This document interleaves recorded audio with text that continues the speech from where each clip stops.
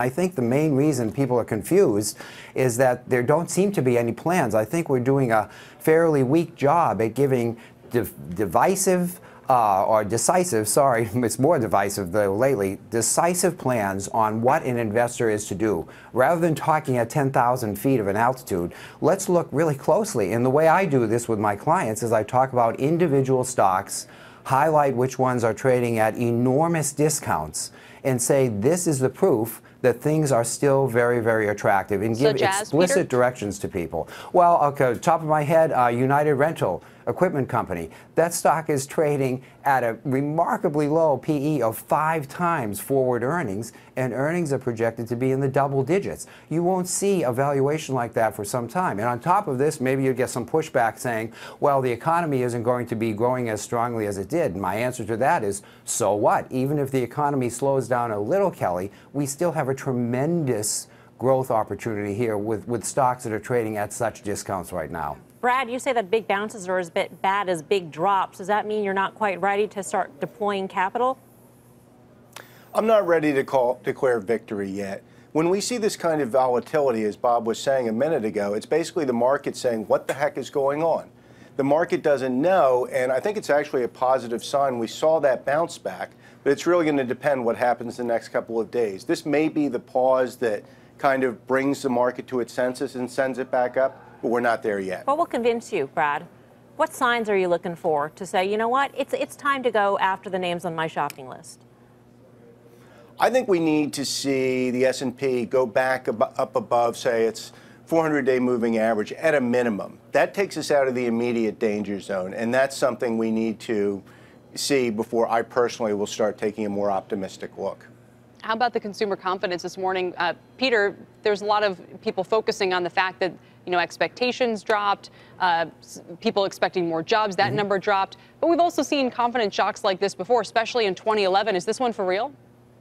Well, it's uncertain, but I'll tell you, you know, I think the problem is when we start talking negatively, Kelly, then what the anchor usually does is say, well, should we sell? Are you recommending to sell all the stocks that you own?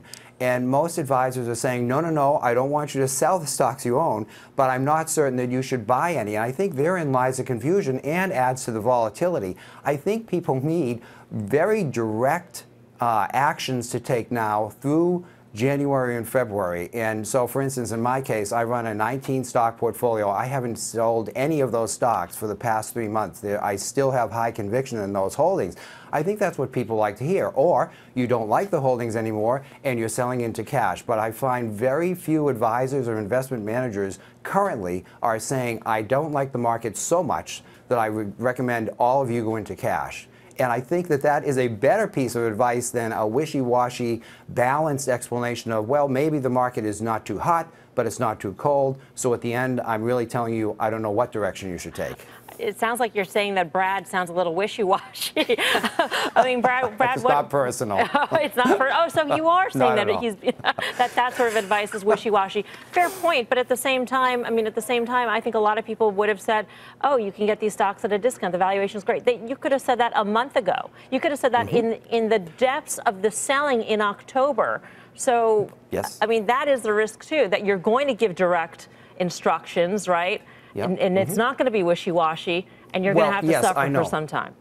Right, but I think you're implying calling the bottom on this, you know, and I was saying this even a month ago. I'm not saying you can declare when you're getting it at the absolute cheapest, but still for the past 3 months, things have been so cheap that I think it's tremendously attractive. They might get cheaper even last month, but I still think it's an action to take rather than saying I'm not sure what to tell my clients. Brad, last word. Tell us what you would tell your clients.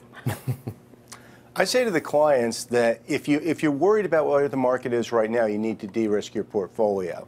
This is still normal volatility. In fact, given the fact that the economy is still solid, we're probably going to recover in reasonably short order. But if you're worried about it, you're probably taking too much risk.